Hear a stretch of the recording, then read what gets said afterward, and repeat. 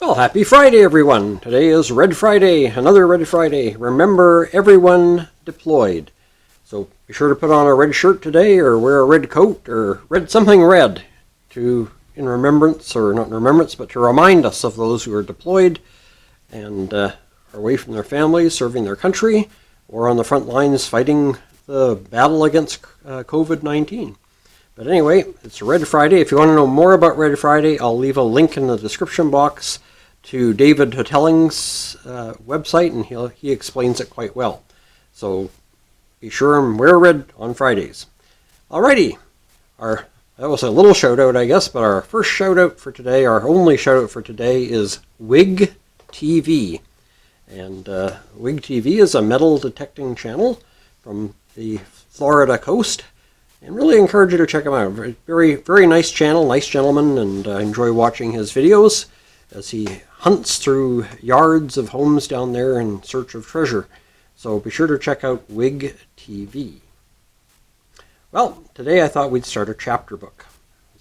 I'd never heard that term until my granddaughter started talking about reading chapter books.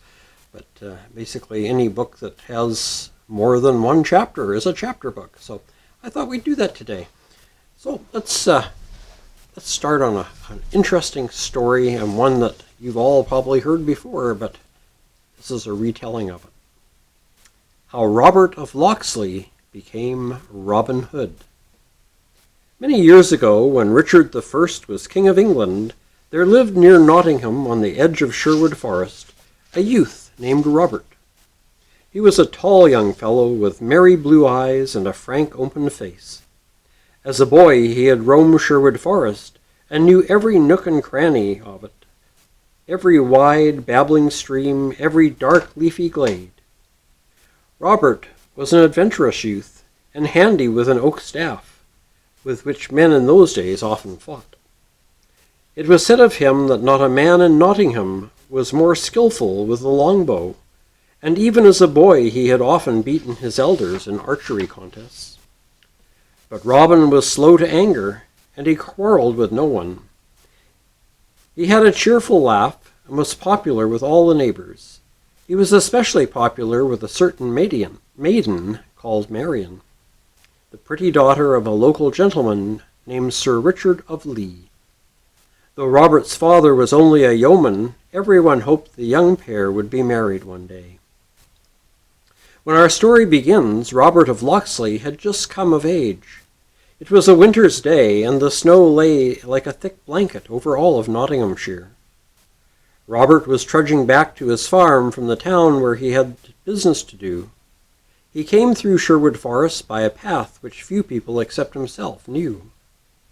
He watched the deer looking for food, and the other wild animals, the squirrels and rabbits and hedgehogs, which were commoner in those days than now.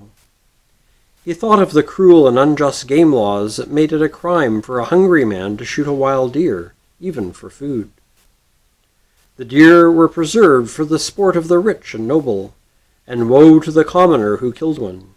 If he was caught as much as aiming a bow and arrow at the royal deer, his right hand would be chopped off. If he killed the animal, he could be hanged. Robert went his way, thinking of more cheerful things. Perhaps he thought of Sir Richard of Lee's pretty daughter, Marian, and of when he could ask for her hand in marriage. Since the death of his own father, Robert had many responsibilities. He now farmed Locksley himself, and looked after half a dozen men who worked for him. Locksley was a small but prosperous farm, and Robert knew that a certain gentleman named Sir Guy of Gisborne had his eye on it.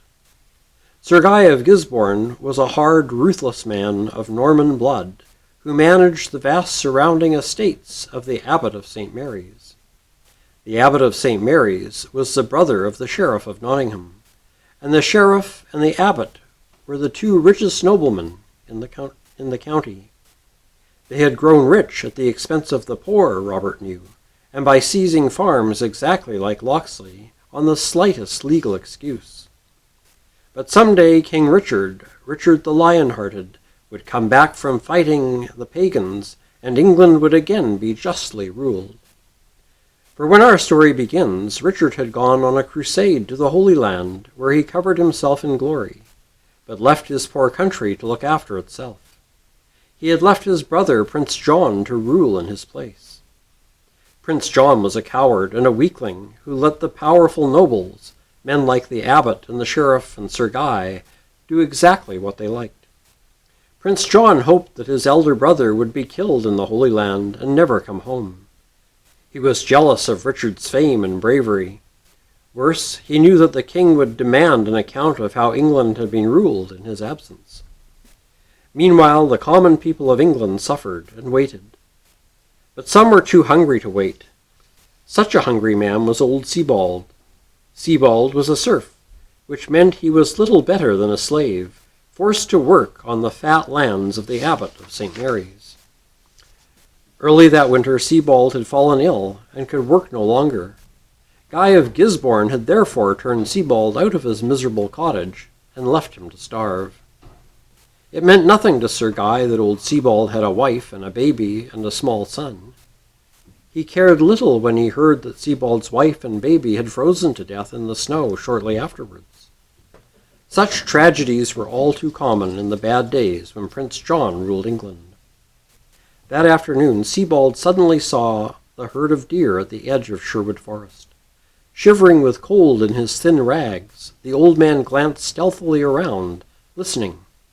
No one was near.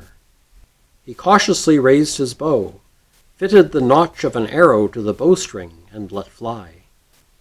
A plump deer leapt into the air and fell to the ground. Sebald ran over to the animal and instantly finished him off with his dagger. It was food enough to keep himself and his starving son for a month. He began to cut the deer into pieces, but as he worked in silent haste, a long shadow fell across the snow behind him. Sebald knew what the shadow meant.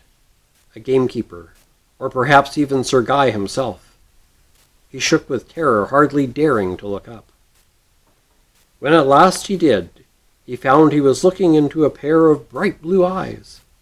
He saw a tall young man of strong, supple build, who carried a long oak staff in his hand, and a bow slung over his shoulder. Though the young man was frowning, Sebald slowly stopped trembling, for everyone knew the young owner of Locksley by sight, and had heard of his reputation for fairness. "Master Robin," he cried, for Robert was usually called Robin by the country folk. "It was an accident, sir." "I saw the accident," Robert scowled. "Haven't you heard that it is death to poach the worthy abbot of St. Mary's deer?" "I was hungry, good sir," the old man whimpered. "You will not tell Sir Guy?" Robert looked grave, but there was a twinkle in his eye. "No, I will not tell Sir Guy of Gisborne," he said. "I have sometimes had these little accidents myself. But quick, man, let's hide the carcass before a gamekeeper comes along." Together the two men dragged the slain deer towards Locksley Farm, which was only a half-mile distant. On the way, Sebald told Robert his story. As Robert listened, his blood boiled at the cruelty of it all. "Bring your boy to the farm," he said, "and we'll see if we can't find a job for him, and for you, too." They had secretly reached Locksley before the gamekeeper, whom Robert had feared, found the spot where Sebald had shot the deer.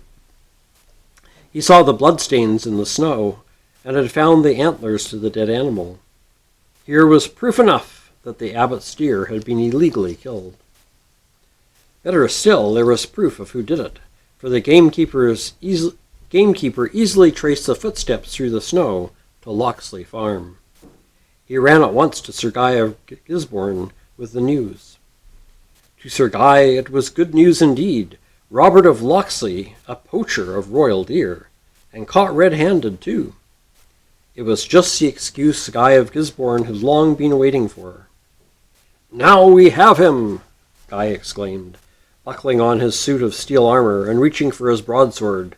"We shall seize Locksley Farm in the name of our sovereign, Prince John, and, I think, have this young Robert's right hand chopped off, unless the abbot gives permission for me to string him up by the neck to the nearest oak tree." Sir Guy chuckled to himself as he gave orders to his men-at-arms. Armed with sword and lance, mounted on his charger, the Norman knight set forth from his fortified manor house to make an end of Robert of Locksley. Robert saw them coming across the fields, a procession of 12 armed men, led by the knight on horseback. Their swords and shields glinted in the light of the setting sun, and they carried deadly crossbows. They came directly across the field towards the farmhouse, trampling down the young wheat. Robert guessed at once what they had come for. "Now, men," he said quietly to Sebald and the handful of farm laborers who worked for him, "let us receive our distinguished guests politely, but let us bend our bows in case they have come to seek sport, for they all appear to be armed to the teeth." And he waited carelessly on the porch of the farmhouse for the group to approach.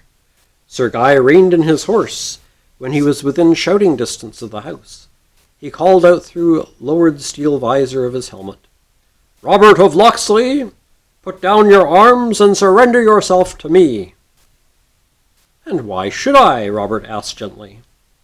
"Because you have slain the royal deer, and for that I declare you a criminal," said Sir Guy. "Your farm shall be taken from you, and your right hand cut off so that you can never draw a bow again." "All this without a trial?" Robert said, hardly able to believe his ears. "Trial is not for the like of dogs like you," shouted Sir Guy. Robert fingered his bow. "No," he said, still quietly, though his blue eyes had become as hard as steel of Sir Guy's armor. "Justice in England can no longer be expected, not until our good King Richard returns.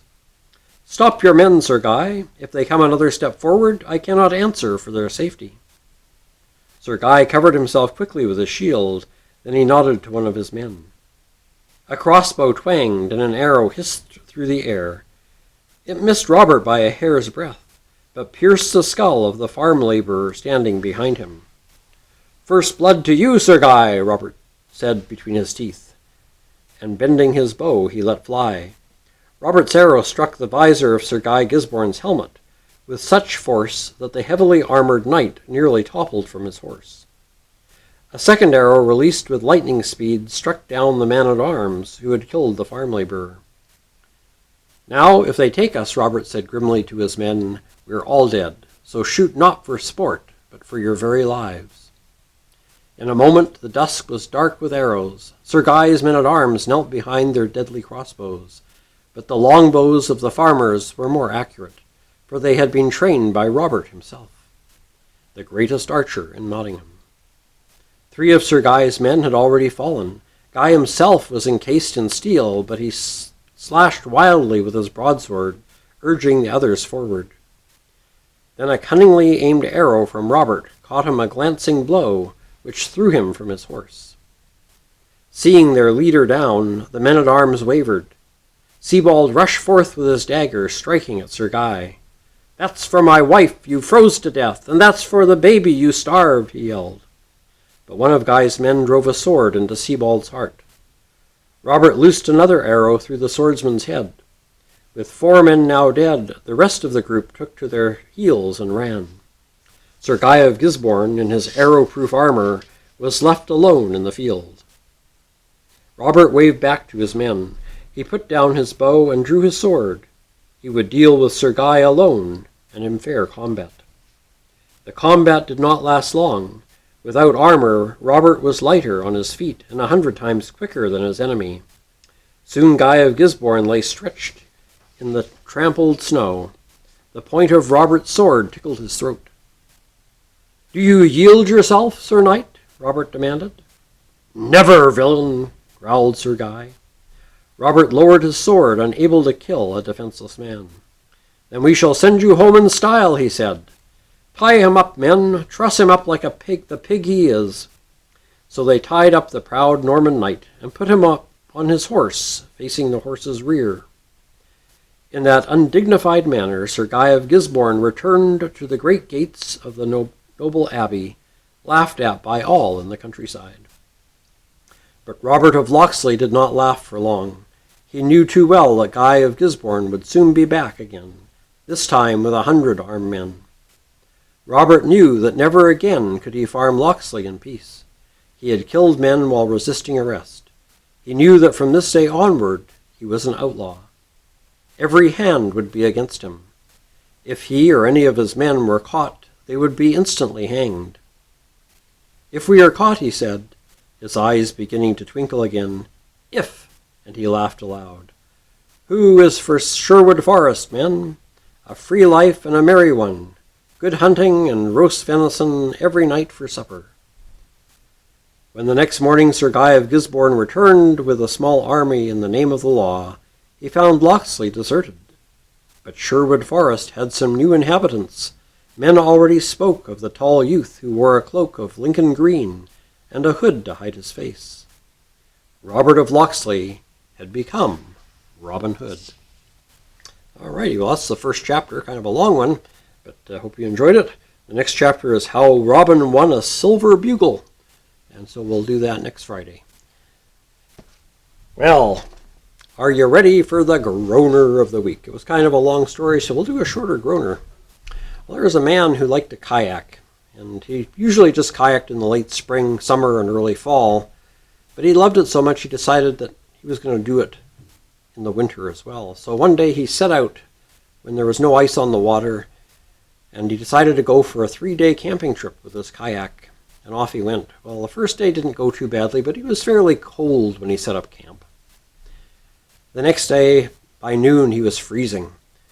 So he kept a can that he'd had some beans in. He took a can of baked beans with him on his camping trip, and he had the can, and out of it he devised a little stove and decided he could put that in the kayak and it would keep the kayak warm and keep him warm. So he got this little stove going, a little fire in it, and set it in the kayak, and off he went. Well, about halfway across the lake where he was kayaking, the can got so hot it melted a hole in the bottom of the kayak, and the kayak and all the man's equipment sank. Which just goes to prove the old adage: you can't have your kayak and heat it too. There you go. I hope you've enjoyed today's story. Don't forget to check out Wig-TV. And until Tuesday, have a fantastic weekend. Take care, stay safe, and God bless.